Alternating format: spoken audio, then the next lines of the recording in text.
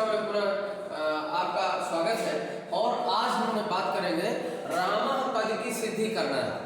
अजंत pulling प्रकरण की बात हुई है, हमने पहले आपको समझाया, प्रातिपदिक संज्ञा भी समझाया है। अब उसमें रामापद की सिद्धि, रूप सिद्धि आपको करना है। तो राम शब्द के रूप आप चलेंगे तो रामा सबसे पहले रामा आता है। कैसे सिद्ध होगा?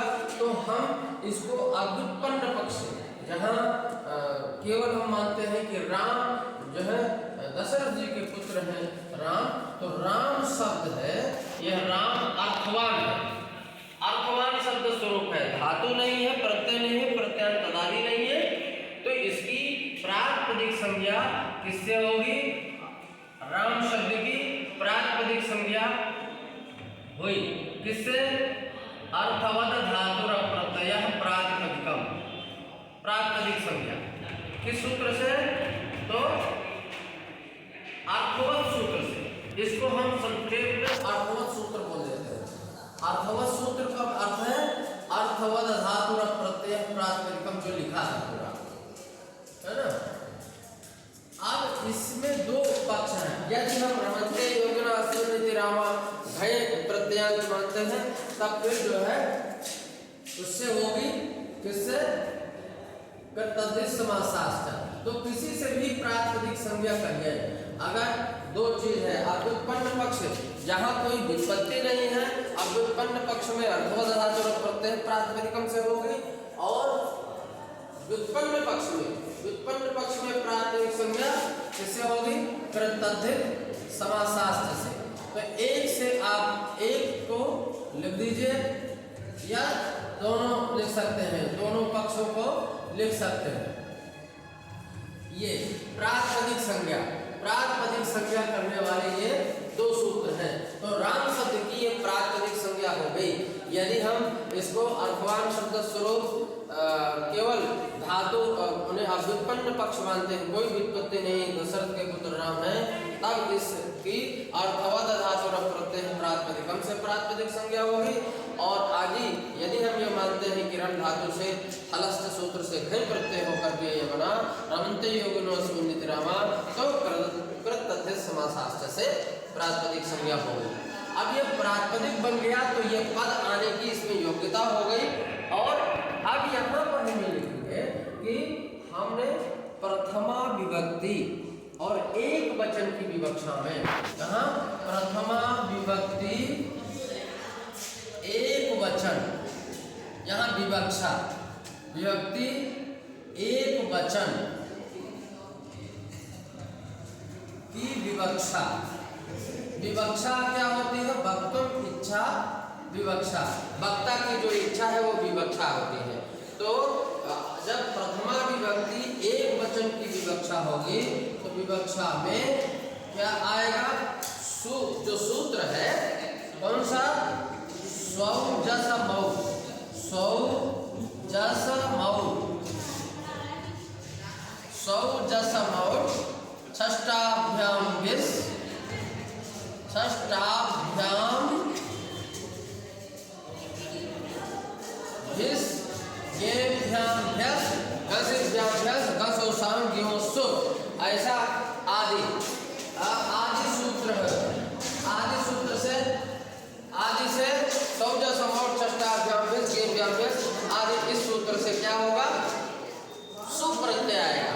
प्रथमा विभक्ति के एक वचन की विवक्षा में इस सूत्र से आदि सूत्र से सुप्रत्यय, सूत्र से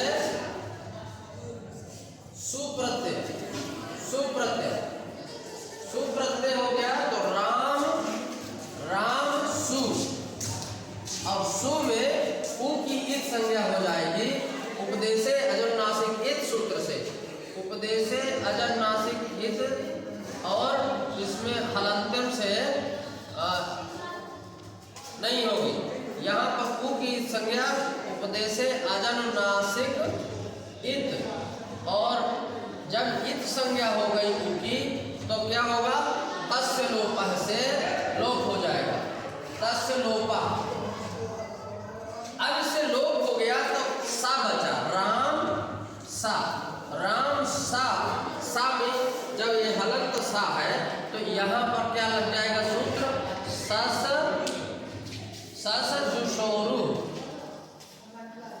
सस जुषोरु, सस और सजुष शब्द से ये रू हो गया। ये सूत्र कहता है ये सजुष शब्द के और सा तो